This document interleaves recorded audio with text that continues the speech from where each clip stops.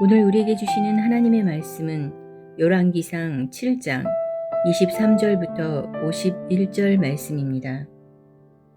또 바다를 부어 만들었으니 그 직경이 10규빗이요 그 모양이 둥글며 그 높이는 5규빗이요 주위는 30규빗 줄을 두를만 하며 그 가장자리 아래에는 돌아가며 박이 있는데 매 규빗에 10개씩 있어서 바다 주위에 둘렸으니 그 박은 바다를 부어 만들 때에 2줄로 부어 만들었으며 그 바다를 소 12마리가 바쳤으니 셋은 북쪽을 향하였고 셋은 서쪽을 향하였고 셋은 남쪽을 향하였고 셋은 동쪽을 향하였으며 바다를 그 위에 놓았고 소의 뒤는 다 안으로 두었으며 바다의 두께는 한 손 너비만 하고 그것에 가는 백합화의 양식으로 잔가와 같이 만들었으니 그 바다에는 2000밭을 담겠더라.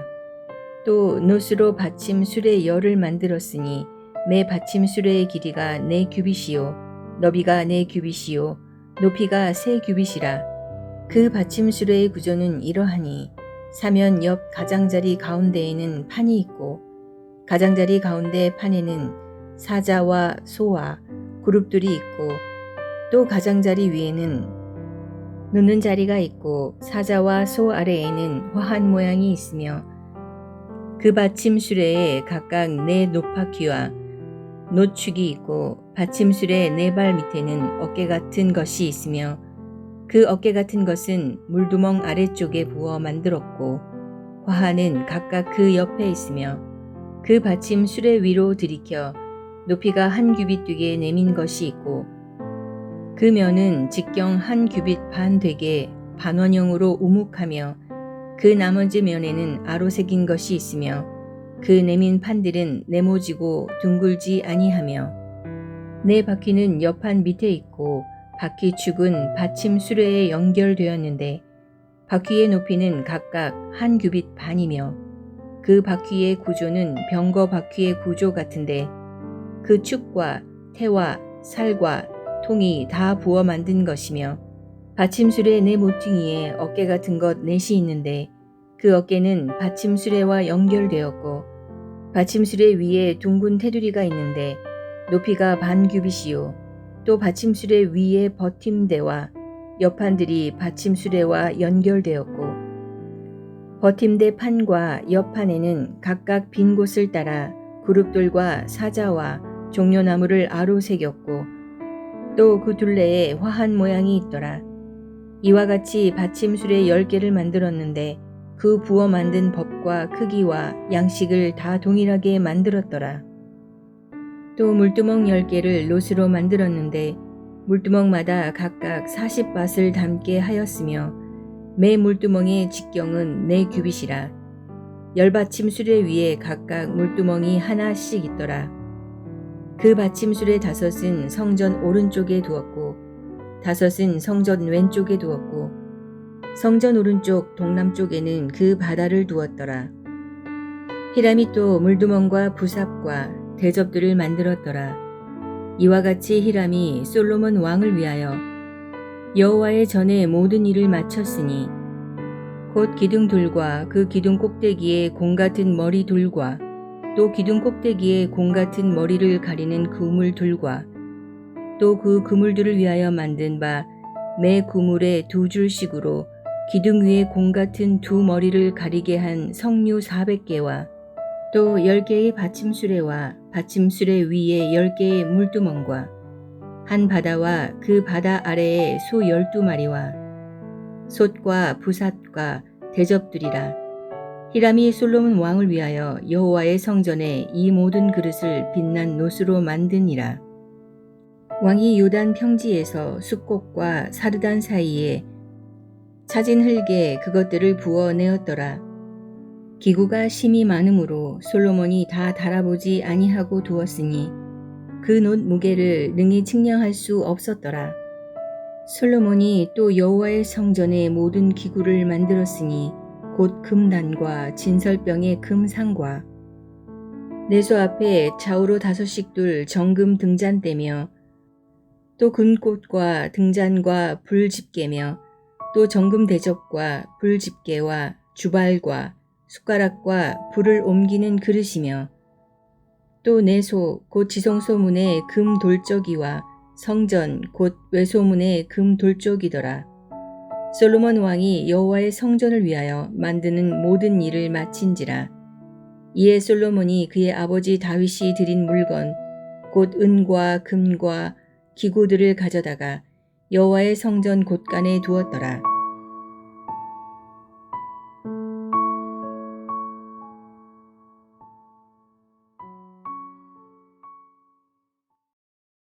솔로몬이 성전을 지을 때 하나님은 히람이라는 전문 기술자를 보내주셨습니다. 그는 놋을 다루는데 매우 탁월한 지혜와 재능을 가진 사람이었습니다. 그가 만든 대표작으로 기둥 꼭대기에 백합화를 아로새긴 야긴과 보아스 기둥이 있습니다. 오늘 본문은 히람이 만든 두 번째 역작이 소개되는데 바로 바다라고 불렸던 큰 물두멍입니다. 오늘 본문의 첫 절인 열왕기상 7장 23절을 보겠습니다. 또 바다를 부어 만들었으니 그 직경이 10규빗이요 그 모양이 둥글며 그 높이는 5규빗이요 주위는 30규빗 줄을 두를만 하며 직경이 10규빗 즉 약 4.5m입니다. 둘레가 30규빗 약 13.6m입니다. 그리고 높이가 5규빗이었다. 약 9m가 조금 넘는 굉장히 큰 놋대야입니다. 그래서 이 규모가 워낙 크기 때문에 이름을 바다다라고 지었습니다. 바다가 태국말로 탈레인데요. 이 바다에 담기는 물의 양이 계산해 보면 약 45,420리터입니다. 엄청난 청동대야입니다. 이 청동대야를 성전 앞뜰에 놓은 것입니다. 이것은 제사장들이 제사의식을 할 때 여러 가지로 물이 필요하지 않습니까? 그 물을 담아두는 곳이었습니다. 45,420리터의 물을 담을 수 있는 거대한 청동대야가 성전 앞뜰에 놓이게 된 것입니다. 그야말로 장관이죠. 그런데 이 청동대야를 받치는 밑에 하부를 어떻게 디자인했는가 하면 황소 12마리를 청동으로 제작해서 동서남북으로 3마리씩 받치게 해놓았습니다. 이 12마리의 황소는 이스라엘의 12지파를 상징하는 것이었습니다. 소의 특징이 무엇입니까? 소는 순종과 희생을 상징합니다. 그러므로 12지파의 순종과 희생을 상징하는 것이었습니다. 그리고 바다가 상징하는 것은 하나님께서 천지를 창조하실 때 세상은 모두 물로 덮인 바다였었습니다. 바다는 히브리어 카오스 즉 혼돈을 상징합니다. 영어로 케이아스라고 부릅니다. 바다는 혼돈을 상징하는 것이고 하나님께서 이 바다를 대야에 담아 제한하시고 계시다는 것은 하나님의 주권과 권능을 상징합니다. 특별히 욥기 38장 8절에서 11절에 보면 바다가 그 모태에서 터져 나올 때에 문으로 그것을 가둔 자가 누구냐? 그때에 내가 구름으로 그 옷을 만들고 흑암으로 그 강보를 만들고 한계를 정하여 문빗장을 지르고 이르기를 내가 여기까지 오고 더 넘어가지 못하리니 내 높은 파도가 여기서 그칠지니라 하였노라. 바다의 교만한 물결을 막을 수 있는 분은 오직 하나님이시다라는 뜻입니다. 청동대야의 이름은 바다라고 하면서 이 엄청난 분량의 물을 시각적으로 제한하고 있는 것을 보여줍니다. 하나님은 이 창조 세계, 혼돈의 세계를 다스리시는 하나님이시다라는 것을 바다를 통해서 시각적으로 나타낸 것입니다. 하나님께서 자연 세계에 대해서 주권과 통치를 가지시고 한계를 정하시고 넘치지 못하도록 하신다는 것을 바다를 통해서 상징적으로 나타낸 것입니다. 이것은 세상이 너무나 혼동스러워 내일 무슨 일이 일어날지 알지 못한다고 생각하지만 그 모든 것도 하나님의 한계 안에 있고 결코 주님의 뜻을 넘지 못한다는 것을 보여주고 있습니다. 역사는 눈으로 볼 때는 모든 것이 무질서하게 흘러가는 것처럼 보입니다. 그리고 죄악된 인간의 손에 의해 좌지우지되는 것처럼 보입니다. 그러나 그 모든 것들은 결국 하나님의 계획과 섭리를 따라 가고 있는 것이고 역사의 결국은 하나님이 완성시키시는 것이다 라는 것을 보여준 것입니다. 여러분들도 이것을 믿고 확신 가운데 거하시는 성도가 될 수 있기를 예수님의 이름으로 축원합니다. 27절에서 39절까지는 놋받침과 물두멍의 제작이 기록되어 있습니다. 바다가 한가운데 크게 위치해 있고 양쪽으로 5개씩 바다보다 작은 물두멍들이 있었습니다. 27절을 보겠습니다. 또 놋으로 받침술의 열을 만들었으니 매 받침술의 길이가 4규빗이요 너비가 3규빗이요 높이가 3규빗이라. 이 물두멍들은 술에 실을 수 있게 되어 있었고 술의 밑에는 이동의 편리를 위해서 바퀴가 달려 있었습니다. 아래 30절을 보면 그 받침술에 각각 4 놋바퀴와 놋축이 있고 라고 되어 있습니다. 이 물두멍들은 희생제물을 싣는 데 사용했습니다. 직경이 4규빗 1.8m이고 높이가 3규빗 약 1.35m였다는 것은 약 900리터 정도의 물을 담을 수 있는 물두멍이었다라는 뜻입니다. 40절부터 45절까지는 여러 가지 부수적인 성전 기구들에 대해서 기록합니다. 솥과 부삽과 대접들을 어떻게 만들었는가를 말하면서 두로 사람 히람의 사역을 요약하고 있습니다. 40절에서 45절까지입니다.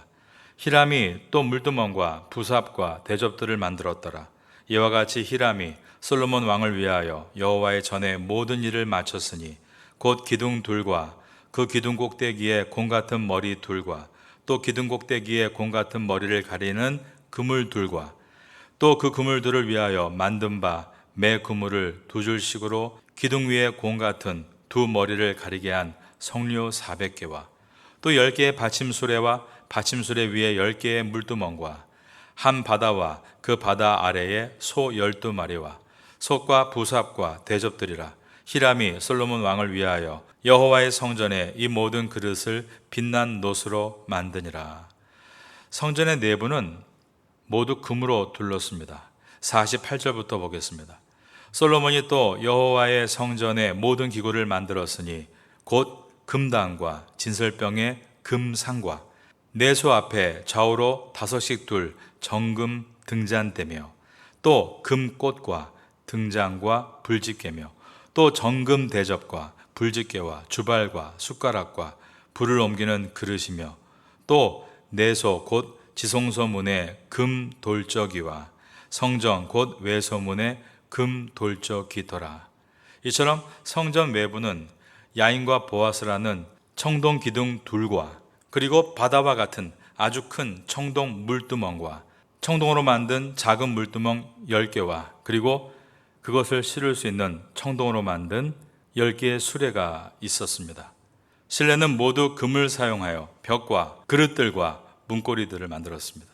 실내를 금으로 장식한 것은 화려함을 주기 위해서가 아닙니다. 이것은 의미를 품고 있는 것으로서 금은 하나님의 침범할 수 없는 순전함과 영광을 상징하는 것이고 놋은 죄악으로 가득 찬 인간과 함께 하시고 그들의 고통을 몸소 체험하시는 예수 그리스도를 상징하고 있는 것입니다. 우리는 오늘 말씀을 통해 2가지를 살펴보았습니다. 큰 놋 대야 바다입니다. 하나님께서 자연세계에 대해서 주권과 통치권을 가지시고 한계를 정하시고 넘어가지 못하도록 통제하고 계신다라고 했습니다. 역사는 눈으로 보기에 모든 것들이 무질서하게 흘러가는 것처럼 보이지만 결국은 하나님의 뜻을 따라 완성된다는 말씀입니다. 성전 안은 금으로 성전 밖은 놋으로 치장한 것을 보았습니다. 금은 하나님의 침범할 수 없는 순전함과 영광을 상징합니다. 하나님은 거룩한 하나님이십니다. 그러나 하나님은 순전하지 못한 죄악된 우리를 사랑하셔서 그의 아들 독생자를 이 땅에 보내주셨습니다. 예수 그리스도는 인간의 몸으로 이 땅에 오셔서 죄인들과 함께 하시고 죄인들을 위해 죽으셨습니다.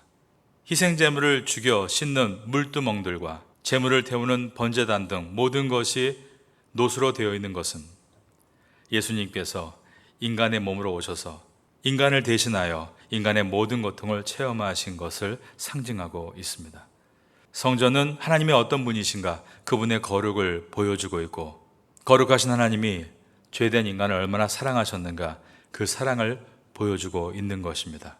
열왕기서를 지나면서 여러분들도 거룩과 사랑을 붙들고 나아갈 수 있는 성도가 되시기를 예수님의 이름으로 축원합니다.